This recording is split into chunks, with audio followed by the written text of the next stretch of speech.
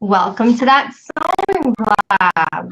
My co-host Alethea Hudson and I have the honor of interviewing the amazing Erica Bunker. Yay! Thank you very much for being on our show tonight, Erica. Oh, well, thank you guys for having me. Oh, it's fabulous. So, we are Alethea, pardon? No, I'm just saying we are looking forward to tonight. Oh, yes. Been very excited. Counting down the sleeps. So for anyone who hasn't been here before, please feel free to make comments along the side. We love hearing what people have to say. And if you scroll down, there's also a place to put questions, which we will check once we get into the meat of the show. But normally we start off with asking Alethea and myself what's been up this week, and then we get into the meat of the show where we get to interview fabulous celebrities, as Alethea calls them. Yeah, they're all celebrities. They're all celebrities. So what have you been doing, Alethea? Oh my goodness, I have been trying to get to my sewing machine like I normally do. I am sporting my slippers every day, you know, my denim slippers. And Erica, if you don't know, we're in the middle of a denim days challenge. Every month, the summer. On Pear Crafters. Yeah. Okay, awesome. So we're doing that. And I had Sunday, I did a vendor event where this is what you see back behind me here. Just trying to unload some of my things that I've made over a period of time, and got some of my babies here behind me. Wow. They're my backup tonight. But I haven't done a whole lot of sewing, but I've washed my denim. So I was toying between doing the Just Jeans pattern that I've done before, or either the Jaylee jeans. And I think, Erica, you may have done the Jaylee jeans yourself. I did years ago, and I still actually wear them. Do you? Well, that was a very popular pattern, especially on PR. But I just remembered that I had the Closet Case Files ginger jeans. So I think I'm going to try those instead, because I realized my fabric does have just a little bit of stretch to it. So I think I'm going to do those. And so that's what I'll be doing the rest of this week. How about you, Dawn? What's going on in your world? I see you have a new challenge up. Yeah, I'm just loving this denim challenge. Really enjoying it. So yeah, it took me a bit longer to do my illustrations this month. I tried watercolor. I don't know what I was thinking. It's a bit of more of a slippery medium. So I had a lot of fun, but yeah, it was definitely a little crazy. So I have my two designs up on the blog for people to vote for their favorite, and then I'll make the one that wins. Although secretly I was telling Myra, I'll probably make both of them because I quite like them. I love Jean. I love working with Jean, and I would love to wear both of these. So yeah, no, it's been pretty fabulous. And then later tonight I'm doing the collar kind of periscope. We're going to discuss Bertha tonight. The collar Bertha. Wow, interesting. I'm learning a lot. You know, I watch you a lot from my PC, so you don't see my presence there all the time when you do these broadcasts at night. But I'm learning a lot about collars. And you know, I always say you should never get to a point where you feel like you've learned everything. Just when you think you've learned the most, you always find there's something else new to add or something you didn't know. So yeah, I'll be tuning in tonight nonetheless. Yeah, that's why I do it. It's because I'm still on my journey. I have so much to learn. So, but I'm quite curious to think to ask Erica later about her opinion on that. If she still learns lots of stuff, or if it's kind of getting to be old hat by now. Well, I know that Erica shares a lot, so I'm learning a lot, and there's a lot we'll talk about going forward in the conversation. But so yeah, don't forget to tune in to with Dawn tonight on Periscope. She will be talking to us again, like she said, about college around 8:45, 8:50ish, right?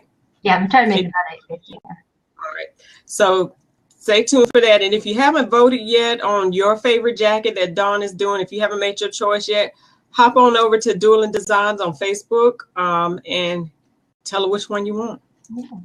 So Alethea, you have and Erica have been kind of blogging buddies, known each other, followed each other a little bit for quite a while. Would you like to introduce the fabulous Erica Bunker? Well, certainly. Erica, oh my gosh. Yeah. What can I not say? There's so much to say. You know, I think I've been following you, Erica, since like 2009, when you had your blog up. But it's just been an amazing journey just to watch you from where you've gone from that point that I've been watching you to where you are now. You have accomplished a whole lot. So without further ado, let me introduce, for those of you who may not know, and it would be a shame if you didn't, but if you don't, now you do, the Erica Bunker of Erica Bunker's DIY Style.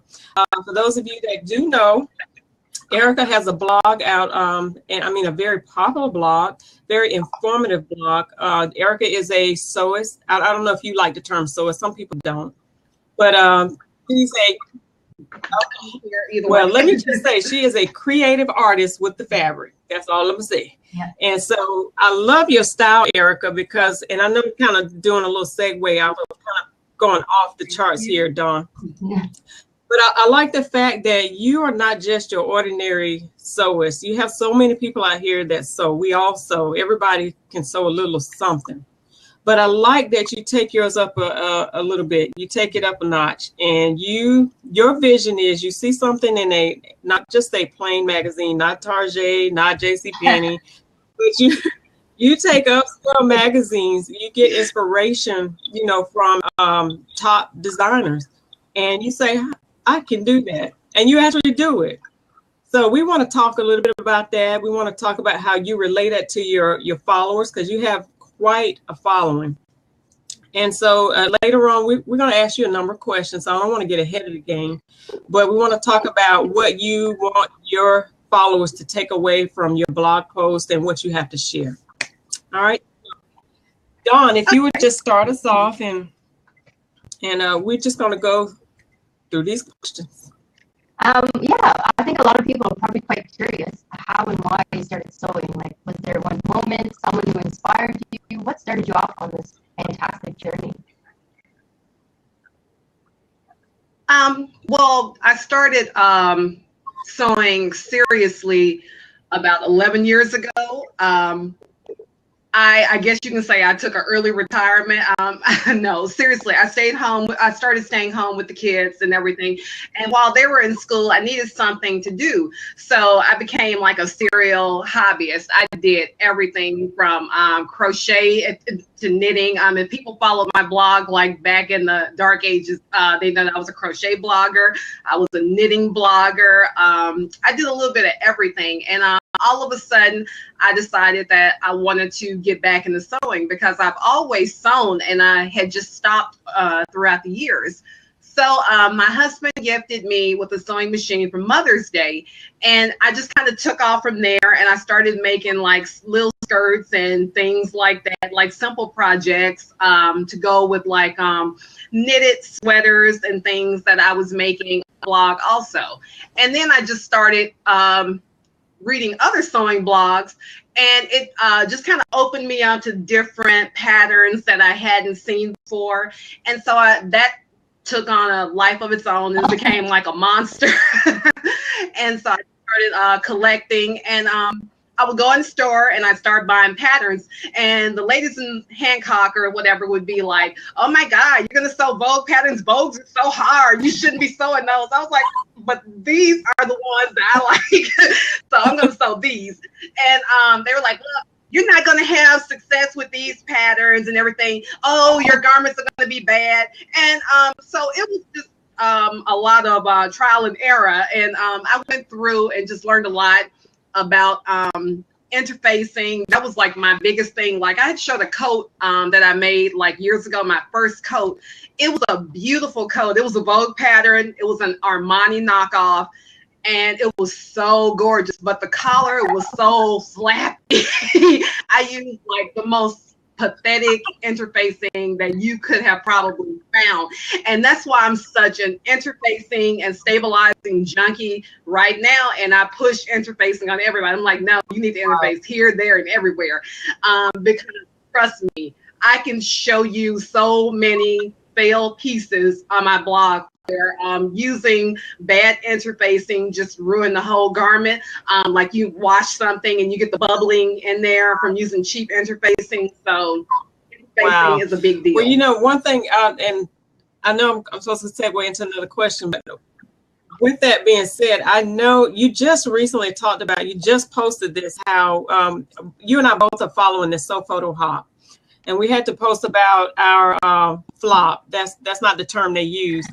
But one thing I've just learned, that there were many that you had, and I know we all have them, you know, but some of the most gorgeous outfits that you showed that were your almost mishaps. I think that's what they called it. I was surprised, you know, but like you said, it's for some of those very reasons. Maybe they were not interfaced well, or maybe they were not lined well. Maybe the wrong fabric was used with a particular pattern, something of that nature.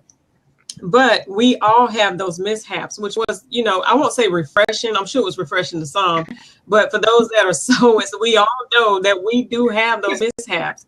You know, we have those water. Yeah. And so that was, you know, and I know I saw your post and the comments on that, and everybody was like, "Oh, what, Erica, no." It was just funny to see. Oh, yeah. You know, a lot of people don't realize that. But what I want to know from you, listening you talking about you going through that experience, and I know a lot of it is going to be, a lot of what we learned to sew is going to be kind of hands-on. It's going to be self-taught. But when did you actually get that formal training, or have you had formal training? How long have you been sewing? I didn't have formal training. I grew up sewing. Everybody in my house sewed. It was just as natural as cooking. I learned to sew in home economics, and I grew up watching my mother and my aunts. They would go into like the expensive stores. This is before everybody carried a camera on them. They would memorize what something looked like, or they would tear a page out of a magazine, and they would draft patterns from newspaper. And that's just the way they did it back then. And I just, and it just made me want to be that fearless. And I'd take their little scraps and on my little Holly Hobby sewing machine, and I would make little Barbie clothes and things like that. And then I got a sewing machine, a real sewing machine. I got a brother when I was in the 8th grade, because we had to do a fashion show, and we had homework to do on our garments and everything. And I wish I had pictures, but I made like a little 2-piece short set, and we had to put them on and everything, and do the little fashion show. So that was fun, and that was like my first adventure on my own into making clothes. And over the years, I kind of stopped because I've always loved to shop, and so I started buying clothes. But I always made like my kids costumes for Halloween and for school plays and things like that. And I got really heavy into home interiors. Like, I don't think I've ever bought a pair of drapes in my life. I've always made them, and things like that. I hadn't made any recently, but I need to get back on. I still have fabric now that I need to do duvet and pillows for my bed. Well, you're a good one, Erica, because that's one thing I do not, I choose not to. I'd rather make a wedding gown from scratch than to deal with anything home decor. So I humbly bow to you, because I don't do it anymore. Like I said, I haven't done it. And you were asking about like whether or not I was self-taught, and I bought a lot of books.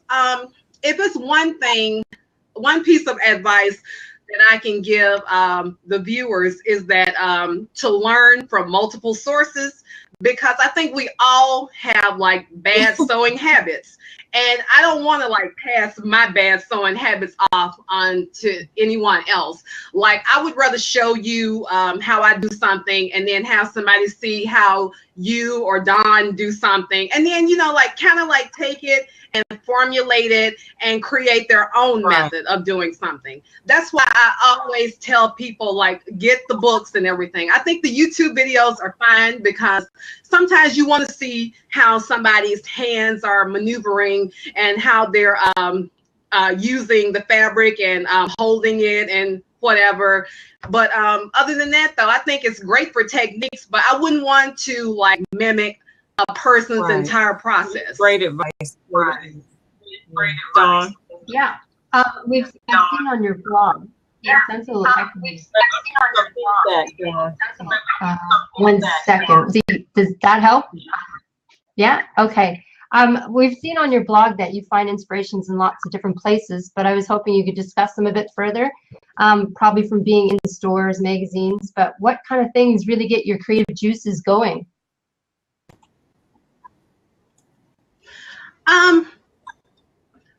I guess it's just like whatever kind of jumps off the page at me.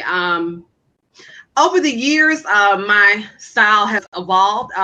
I think probably like my old readers know, like back in maybe like around, I think it was like the end of 2011, I just kind of like cut all my hair off and I just started kind of evolving then and getting out of my mom mode and just deciding that, I want to add like a little more fashion to my look and everything, because I thought that, like I was at home with the kids, I had to look a certain way. And when the kids started to graduate and everything, it was like, okay, well, I'm not doing like the carpool thing anymore, so I can be cute now.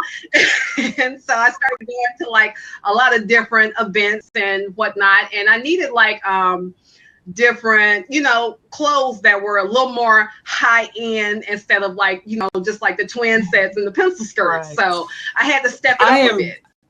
I was there when you did I wasn't there when you did the hair chop, but I remember the hair chop, and some of the readers remember that as well. And I could really see, now that you're saying that, I could see you evolving. I could see that kind of switch from one style to the next. But I often say, you hear me say this a lot, and we may be about the same age. I think I'm older than you are, but your style reminds me of how I would do years ago when my kids were younger. I had the same tenacity to, go through a magazine. I can do that, just grab it, just put it together, and I wear it and I rock it. I'd be proud, but now that time has gone by, I'm not as into it. Well, I can't say I'm not as into it, but I do. My work now is more custom for my customers. I'm a custom clothier, so I don't have the time to just devote to myself. But what I do want to know, because within that, people are watching you constantly. People are watching you, what you do, how you do it.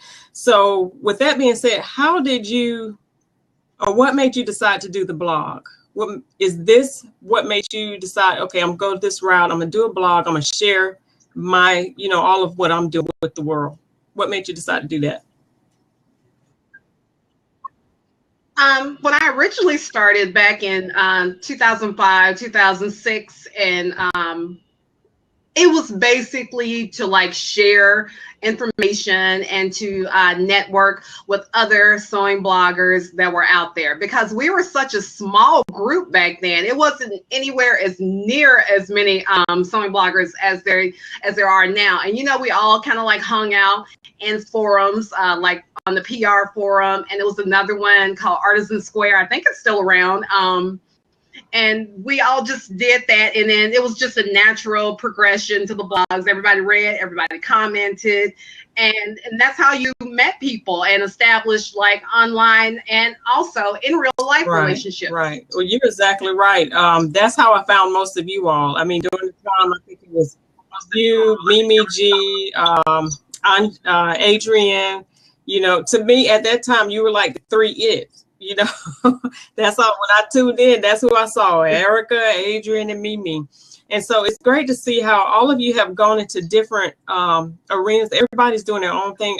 It's like I've literally seen you all grow up and go into your own your ventures or whatnot, which has been a beautiful thing. So thank God for the blogging, and keep it up. Right. I can't even imagine the number of garments that you've actually made. I mean, there's so many on your blog. What has been one of your favorite kind of garments that you've made?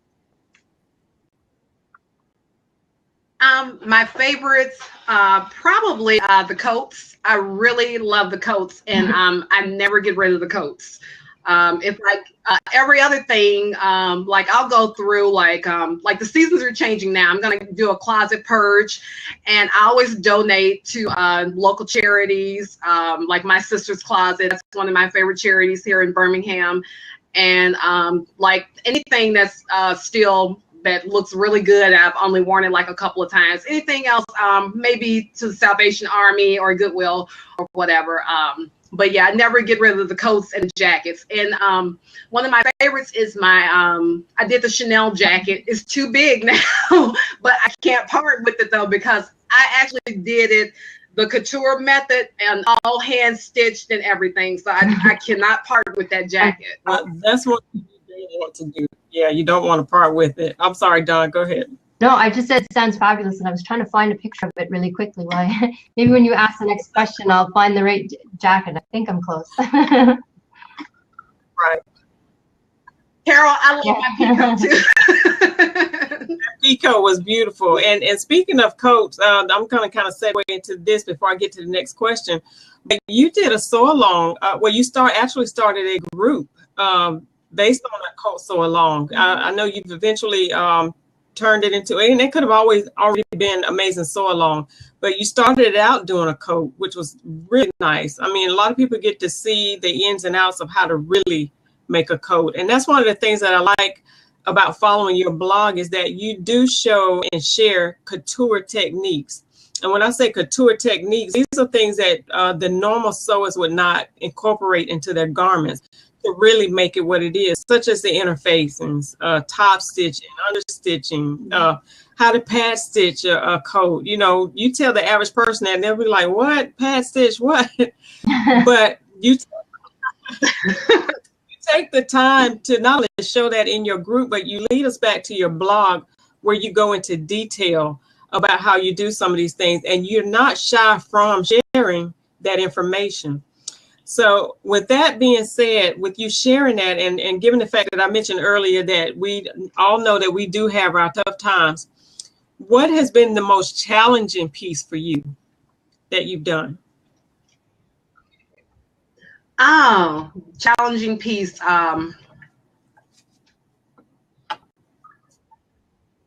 Probably,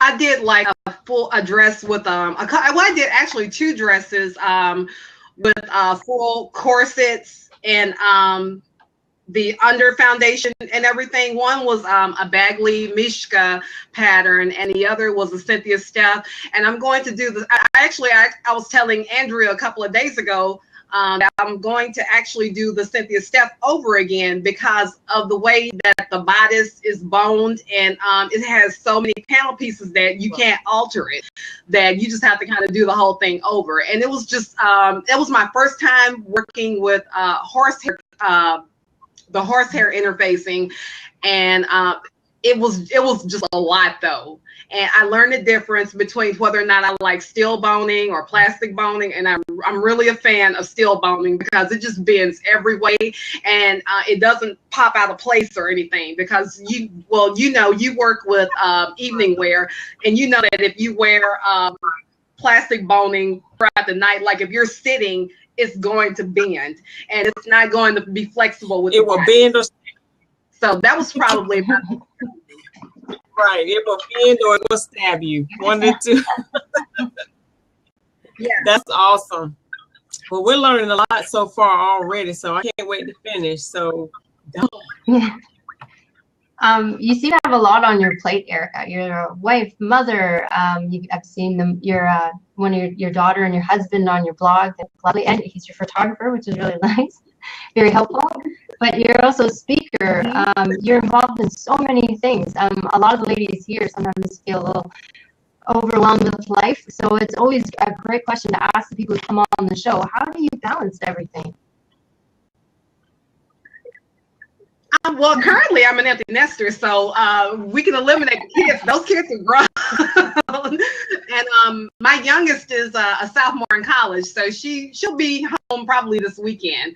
And but other than that, though, the kids are away, and it's just basically my husband and I. And so he's always involved. He takes the pictures for the blog, and other than that, though, he'll park right in here, and we'll like watch a movie or something, or watch TV shows or whatever while I'm working on something. So like it just never interferes. Like he comes home from work, we cook together in the kitchen, and like we go on our little date nights, and like I'll post every now and then on Insta story or whatever. We're out having a cocktail or getting something to eat. So we're just always out and doing something. So it's just another chapter. Awesome. And you know, that's a way to keep family connected, keep everything connected, make sure everybody's taken care of, and you're not putting too much on this end and you're not putting too much here. But the fact that you can do it together, that just makes it super, makes it that much better. Yeah. Yes. I'll never forget, who was that we were watching? I think it was Aaron Shields that was giving us a little bit of advice on how to take care of your man first and then go ahead and do what you got to do in the sewing room, which is great advice. You don't want to just, you know, overwhelm and overconsume yourself with one thing and forget about family. So that is so good to hear. Now, talk to us about your ventures. Like I said, I've seen you, you know, where you were just sewing and making garments and everything, but you have taken, everybody had gotten into this phase of, what do you call it? When you become oh, I can't think of the word. I can't think of the name of it now. But we attached ourselves to different companies like Joann's and Hancock's and different things like that. But we've evolved from that. And now you're a spokesperson, a sponsor for Bernina. You're also a spokesperson, a sponsor for Mood, or you work with them. You have a collaboration with both the companies. Do you mind talking to us about that and what your involvement is, and what do you expect to relay to the community through your efforts with them? Well, the first big thing that I got was probably Mood fabric, and that wouldn't really change the game for me because I was able to experiment with fabric that I probably would not have been able to experiment with, you know, due to things like cost, just not familiar with it. Because and I mean, I hate to say it like that, but when you can play on somebody else's dime, it makes a big difference. So it's like, okay, well, I've never used that before, so let me get 3 yards. And so that was a really good thing to have right there going for me. So and last year, well, no, it was early this year, I started with Bernina, and I was already a Bernina sewer. So I was already familiar with the brand, and I have a crap load of feet. And so I was like, bring on this new sewing machine. And I like the model that I have. And it's like, you look at those Berninas and you think you want like an 830 or a 700 series or whatever, but those are a lot of machines. I mean, even the lower end Berninas do a lot. And when you really sit down and look at your machine, unless you've actually had a class and everything, we're probably not even using the majority of what these computerized sewing machines do. And I love my little 350, and it sews perfectly, and it really was a blessing to have, because I was about to buy one, and even probably after the ambassadorship is over, I'm probably gonna keep this one because I love it. So I already told my husband I'm buying it. Whatever little discount they give me, I'm getting it. So right. So and just by having those things on like your blogger resume, and that's another thing. All bloggers who want to do things should have a media kit, and that's basically what it is. It's just your blogger's resume. It tells everything. It has your stats on there, all your numbers on your social media accounts, other people you've been involved with and done things for, and what you want to do. And you go from there, because anytime somebody you want to be involved with somebody, they're going to want to know, well, who are you? What can you offer us? And when we send you stuff and money to do things with, who's going to see it? So they want to know all that. And so, yeah, it's always good to kind of just put yourself out there. And if it's certain brands brands you want to reach out to, then send them your information. Just, find out who the marketing person is and just reach out to them and say, well, hey, I'm so-and-so at so-and-so blog, and this is, I really like your products, and I think that we would collaborate well together, and my readers would really enjoy your products and hearing more about it, and see if you can establish a relationship. That's great. Great advice. Let me ask you. And I think that's a lot of things that, the sewing community, nobody tells you about. And that's where we differ from bloggers and other genres like fashion bloggers and lifestyle bloggers. If you follow any fashion bloggers and lifestyle bloggers and even the mommy bloggers, they constantly get products, and they get collaborations and different types of deals. And in the sewing community, it's almost made to be an ugly thing, like, oh, you're pimping yourself out for products or whatever. And it's not, though. I mean, like, if you have something good to offer, then you should be compensated for it. So I'm hearing something somewhere. We have a question from Britt JJ just on what you were discussing. That's her handle, sorry. She wants to know if you created a media kit when you first started blogging or once you grew a large following. I created a media kit when I found out what one was, and that was only like within like probably the last year and a half. I attend a lot of blogger events, and like I said, we have a blogger group here in Birmingham. It's called CJ and Write. It's for female bloggers and female freelance journalists and writers, and they discussed all of that, and it just blew my mind. And one of my friends she works in PR. She taught me how to write a press release, and she simplified it for me. It's a who, when, what, and where. And whatever you're going to do, that's basically the format that you use, and you just send it to people. Excuse me. It seems like you're at the pinnacle. I mean, you're on the top 100 blogging list, really top, like better than top 100, really. But you've got these ambassadorships, you're just creating gorgeous content. So it seems impossible from my point of view. What would you imagine next? But what do you see happening with you and your brand 5-10 years from now?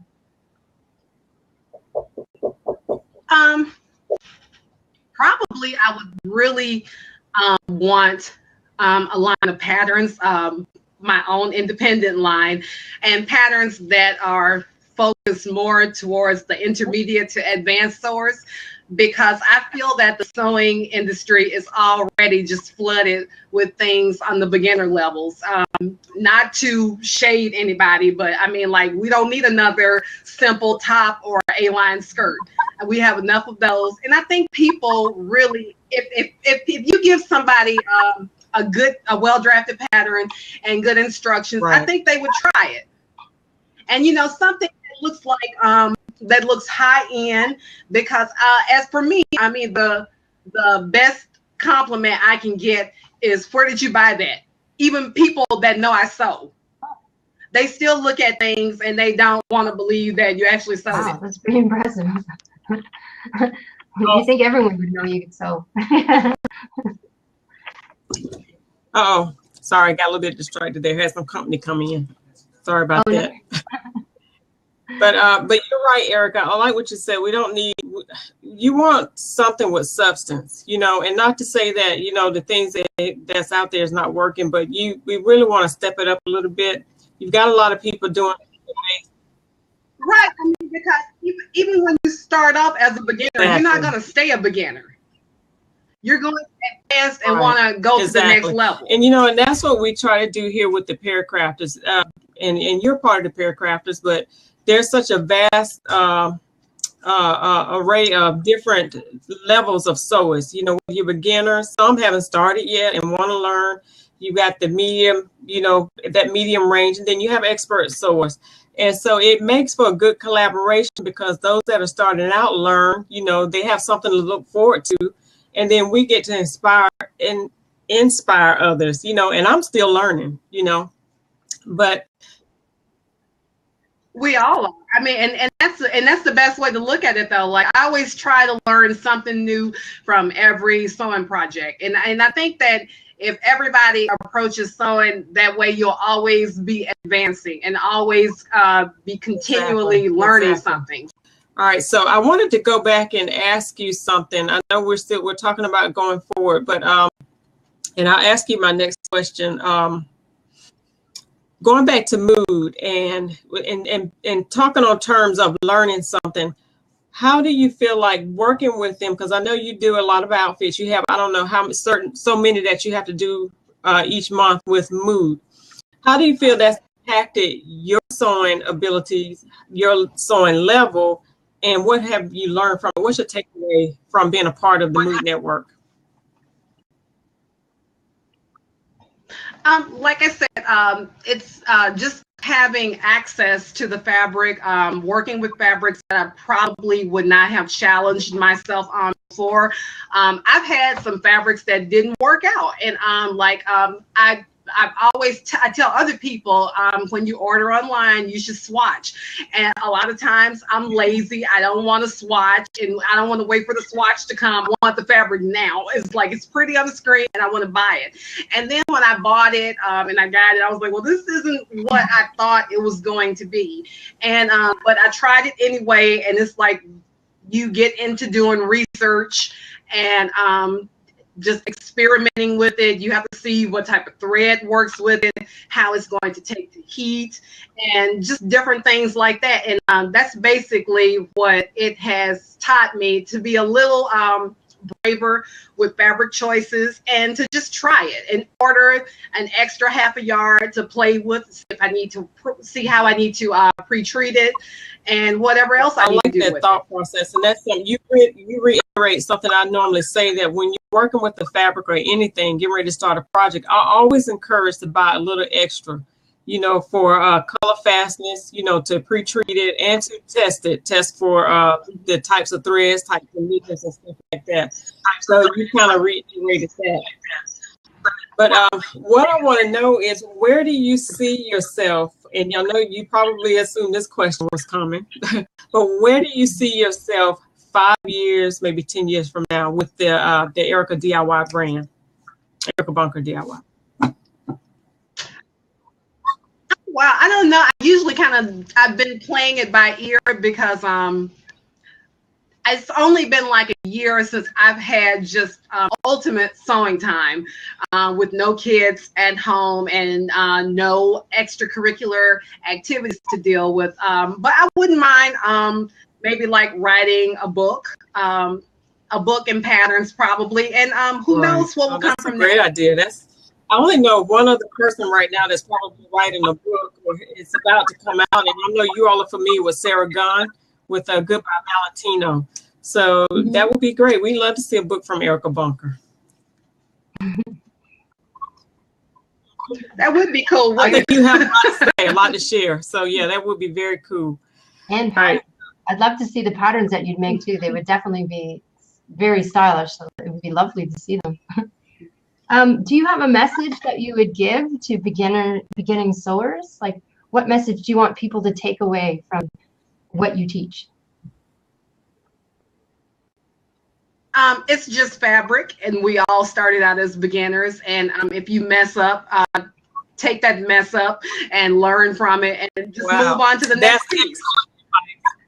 I think that's what a lot of people are just scared to just cut into the fabric. Oh, I don't want to cut into it. I might mess it up. That's excellent advice. You know, it's probably the best advice you can give somebody. Cut into it. Now, I'm guilty, because I have fabric that I've had here for years. I'm like, oh my gosh, if I cut into it, I'm gonna mess it up and I won't get it back. You know, but I'm learning now through my daughter-in-law. My daughter-in-law is like that. She will just take scissors to fabric and come out with something fabulous. And I'm like, but you've only been sewing like 2 years. So I'm learning from her to have no inhibitions, you know, to just go forward, and if it's messed up, it's just messed up. Or like with refashion age right now, just refashion it into something else. So I'm learning to chill and just go. So yeah, great advice. Great advice. We've also had some questions from some of the people in the audience, and maybe some of them would like to come on as well. But unfortunately, Isla had to leave. She's docked to be in the side, but she asked, "What do you do for me time?" Me time. I'm a gym rat. I go to the gym a lot. I work out a lot. I like to window shop. Like a lot of people don't realize that we may not have like the big Neiman Marcus here in Birmingham or anything, but we have a great Saks Fifth Avenue, and we have awesome boutiques here that have like a lot of designer and high-end clothes. And I like to just go and I like to try things on and just take pictures. I always take a little notepad and I take my measuring tape, and I'm the girl that has them start a fitting room and I'm trying everything on and taking pictures in the mirror. And that's where I get like a lot of inspiration from, because sometimes like I see things online and I'm like, I don't know, I might need to go try to track something similar down and try it on. And so I do a lot of that. And but yeah, I'm always getting my me time in, and I'm home most days by myself, and so like I'm constantly getting me time being a brand new empty nester. So I have plenty of that.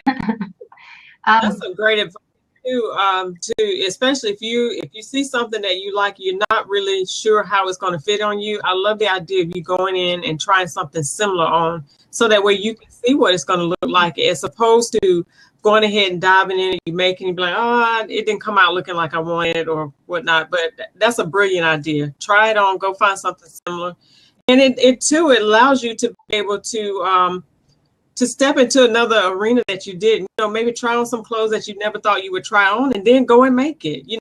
You find patterns that are similar to what you like, and you either modify it or you as we call Franken pattern, and make it work for you. So you share a lot on your blog, so we appreciate what you bring to the table. A lot of inspiration. Faye also mentions that she absolutely loves your coats, especially the vintage ones. And she asked if you could share your vintage sources. So I don't know if she means like if you get it from magazines or where you get your ideas from. A lot of times I'll just run across a pattern on Pinterest, and then I'll try to track it down on Etsy or eBay, and I'll try to find it there. And sometimes it takes a lot of searching, because those vintage patterns can range from like $75 to $85 to $100 for a pattern.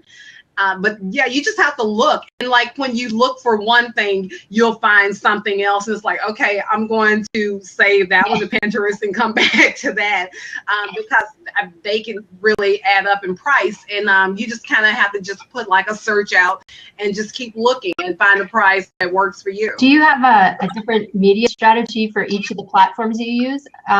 Like you said, on Pinterest, you have a Pinterest account, you have an Instagram account, you have a Twitter account, you have a Facebook account. Like you have a lot of photos of you, working out, which I think is really cool, on Instagram, but you probably don't share the same thing on Pinterest. Do you, like, is that a strategy you have? Like what you share where? It's not that big of a strategy. Like I have like a lot of followers on Instagram who follow me because I started working out. And so I post workout posts to Instagram, and I also post them to my personal Facebook page, because a lot of my friends and we all work out, and it's just a way to keep each other motivated. Because it's like, if I didn't feel like going to the gym, I may see someone else post a picture and they went to the gym. I'm like, well, she got hers in today, so I'm gonna go ahead and go. I'm like, it's 7 o'clock at night. I'm still gonna go and get my workout in for the day. And it's just like that. And I found that to be helpful and motivating. And like I post like a lot of random things to Instagram that I probably would not post to my blog's Facebook page, and I keep that one very sewing specific. And I really don't do a lot on Twitter. Twitter is probably like I think my posts from my blog automatically post to Twitter. And Pinterest, I post everything to Pinterest. So it's just my place to just drop everything. Back in the day, like when we did bookmarks, it goes to Pinterest. Well, that's good. I'll have to catch up with Pinterest. It's just too much for me right now. Twitter, I just let everything go to Twitter.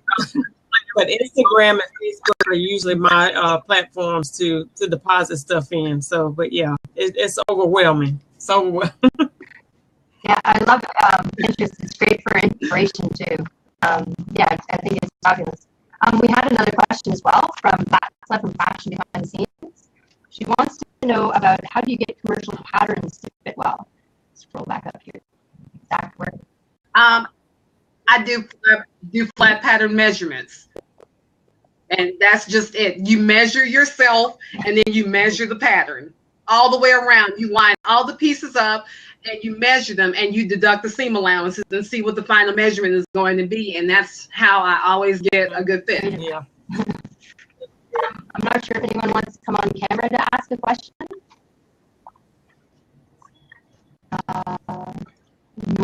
Some shoppers tonight. Carol. I like what Carol said. She says, Erica, any fabric you get from Mood that doesn't tickle your fancy, she said you can send it to her. Well, I may take you up on it.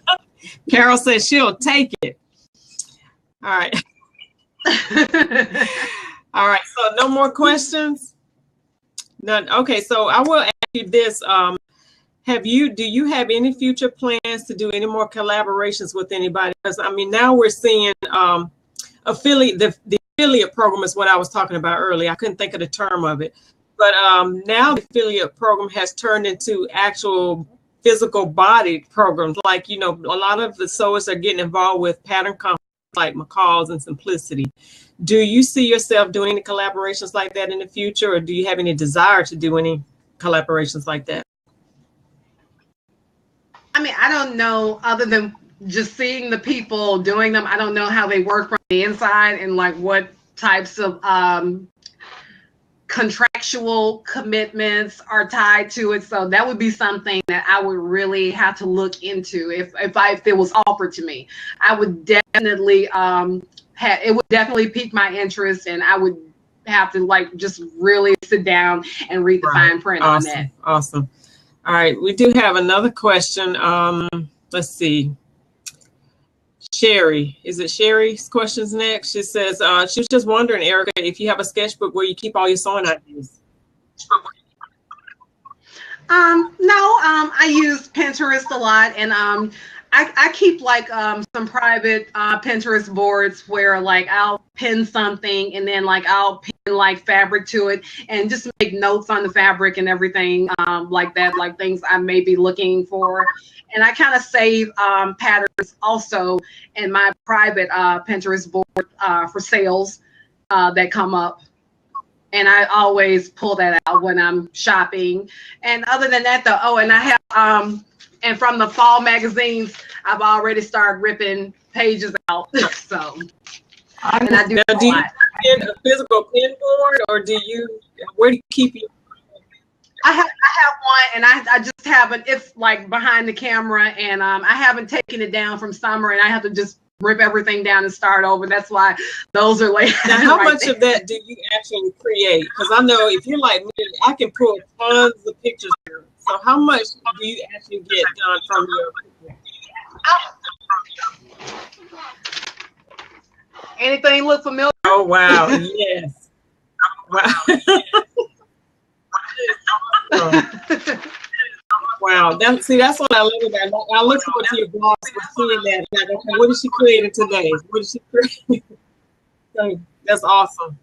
So yeah, I do a lot of that though. A lot gets done, and like I'll pin things to the board, and I'll grab like different ideas and details from it, like grommets and lacing was really big, and so like I've just been like throwing that on everything. Like I'm actually getting ready to do something with that, and like this jacket right here, like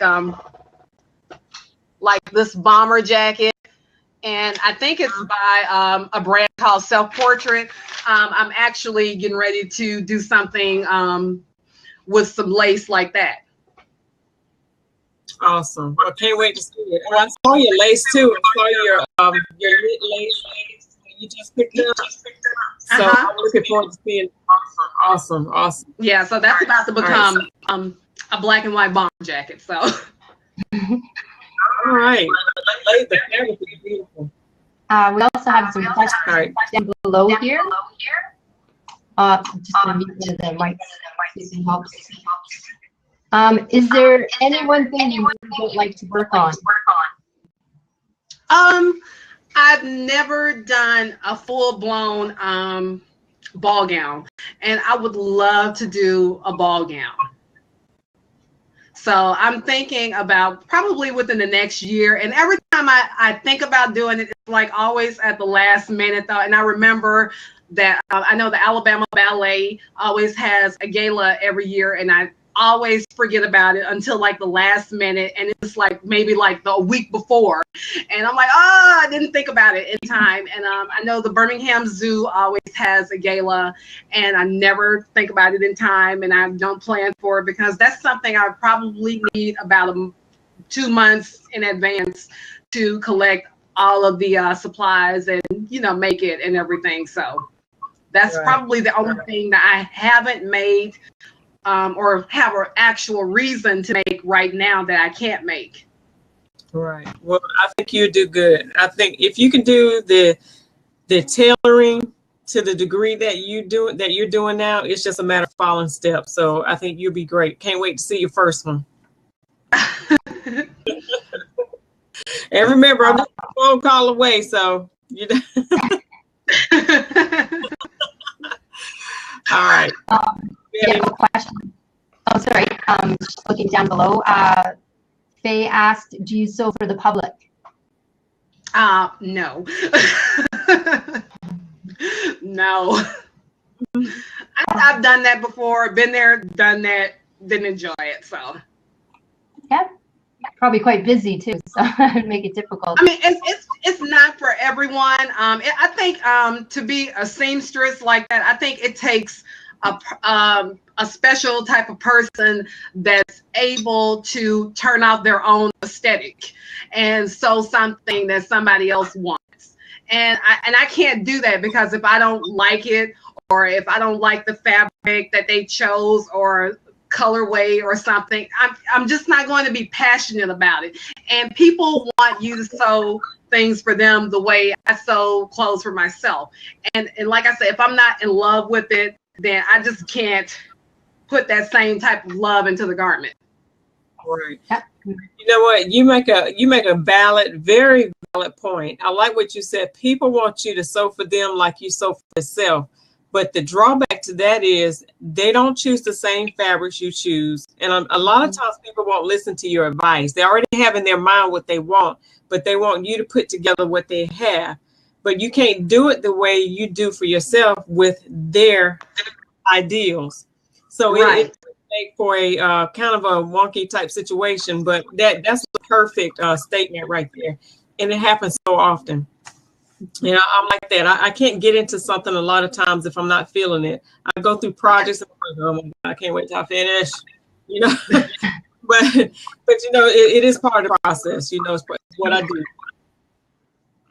All right, so we have a few more questions, and we have a couple more minutes. I don't think we've answered this. If we have, I apologize. Is there any one thing you really don't like to work on?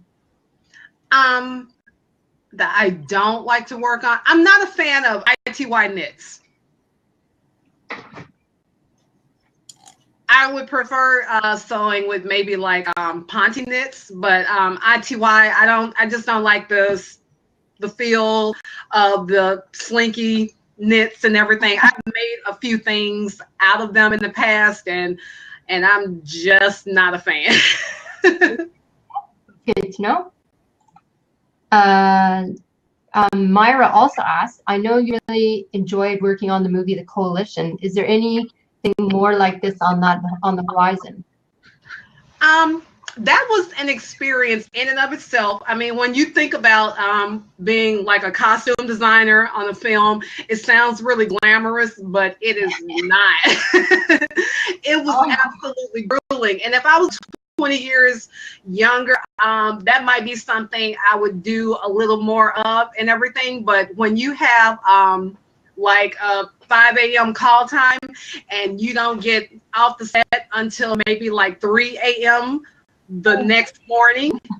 Wow. And it's crazy. Wow. It's a lot. Oh my goodness, that was a great question. I forgot all about that. Your the project with the Coalition movie. Yeah, but you did some great you did some great work there though. And you kept your audience, you kept your viewers and your followers informed on what you were doing. So that was a lot of fun watching you go through that process. Like I said, it was an amazing experience and everything. I mean, like those were like real actors and everything that you see. And so that was just fun, though. And like working with people like Adrian Balon, who is teeny tiny. I had never seen anybody that small before. She's like a 00 and a size 4.5 shoe, and she's the cutest little thing. She's like a little doll, and you would never know on TV how just tiny she is. And so everything just had to fit perfectly. Like even when you buy it, like we could only go to like one store and buy things off the rack for her, and that was VCBG, because they were the only store that had clothes that small and shoes that small that you could get like right then and there. Wow. Amazing. Well, I think I watched that movie like 3 times. It's a pretty good movie. But I think we have another question that we're going. Yeah. Thank you very much for the last question, Laura. This is a question from Carell. If I said your name in your podcast, they wanted to know if you mentored.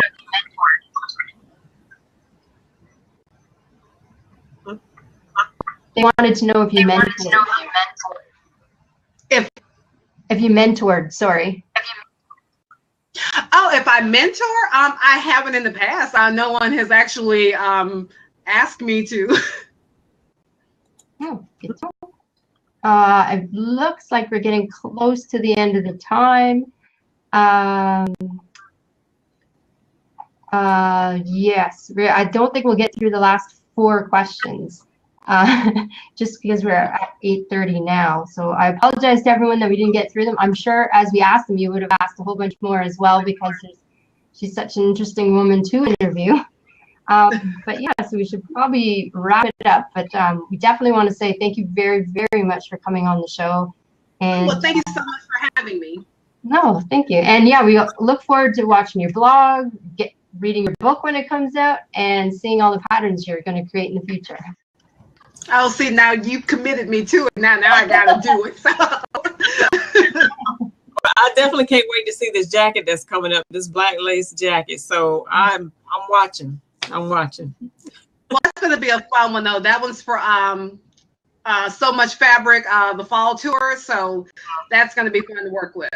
Okay, awesome, awesome. Well, Erica, again, like my co-host Don said, thank you so much for being a part and joining us tonight. It was a pleasure to interview you, and maybe we'll get to do this again in the future. But until then, we'll continue to follow you on Erica DIY Style and or Erica Bunker DIY Style, and follow you on all of your other venues. All right. So great. All right. Thanks for everyone for watching. We really appreciate it. Have a great night, everyone.